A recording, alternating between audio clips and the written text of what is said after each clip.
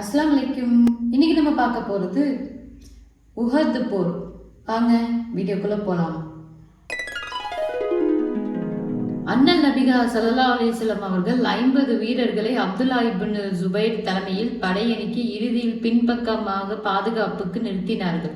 பின்பக்கமாக பகைவர்கள் வரக்கூடும் என்ற அச்சத்தினால் அண்ணல் நபிகளார் இப்பாதுகாப்பு ஏற்பாட்டை செய்தார்கள்.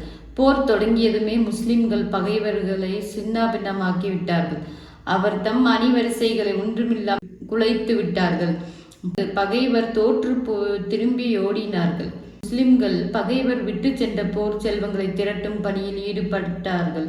பாதுகாப்பு பணியில் நின்றிருந்த போர் வீரர்களும் போர் செல்வங்களை திரட்ட இறங்கி வந்து விட்டார்கள். பின்பக்கமாய் உள் நுழைந்து தாக்க வழி இருப்பதை கண்ட காலித் பின் வலீத் அப்போது அவர் முஸ்லிமாகவில்லை, பொன்னான வாய்ப்பாக அதனை பயன்படுத்தி கொண்டு சீரும் பாம்பாய் முஸ்லிம்களின் மீது தாக்குதல் தொடுத்தார். பகைவர்கள் ஓடிவிட்டனர் என்ற அலட்சியமாக இருந்ததால் முஸ்லிம்களால் இந்த திடீர் தாக்குதலை எதிர்கொள்ள இயலவில்லை, திருப்பி தாக்கவும் முடியவில்லை. சராமரியாக பகைவர்கள் அம்பு மலை பொழிந்தார்கள். அண்ணல் ஸல்லல்லாஹு அலைஹி வஸல்லம் அவர்களுடைய பற்கள் உடைந்து விட்டன. நெற்றியின் மீது ரத்தம் காயம் ஏற்பட்டது. கன்னங்களில் குருதி கோடுகள் வழிந்தோடியது.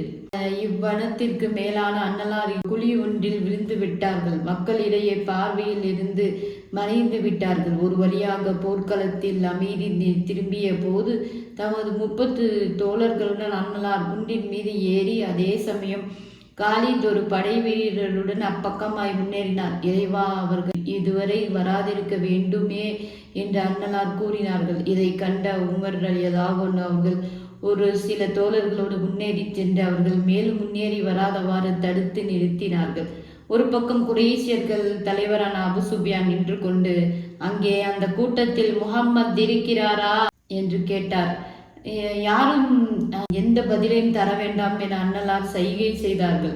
அதை எடுத்து உமருடைய பெயரையும் அபூபக்கருடைய பெயரையும் சொல்லி இவர்கள் இருவரும் அங்கு உள்ளனரா என அபு சுஃபியான் மீண்டும் கூவினார்.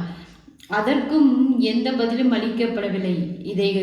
அதை கண்ட அபு சுஃபியான் அப்படி என்றால் கண்டிப்பாக இவர்கள் யாவரும் மரணித்திருக்க வேண்டும் என கூக்களிட்டான்.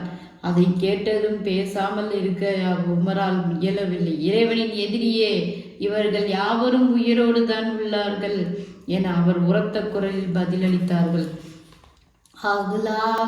ஹுபல் மேலங்கட்டும் என்ற அபு சுஃபியான். அல்லாஹு அகுலாவா அஜல், அல்லாஹுவே மேலானவன் நிரந்தரமானவன் என பதிலளிக்குமாறு உமருக்கு அன்னலார் சைகை செய்தார்கள்.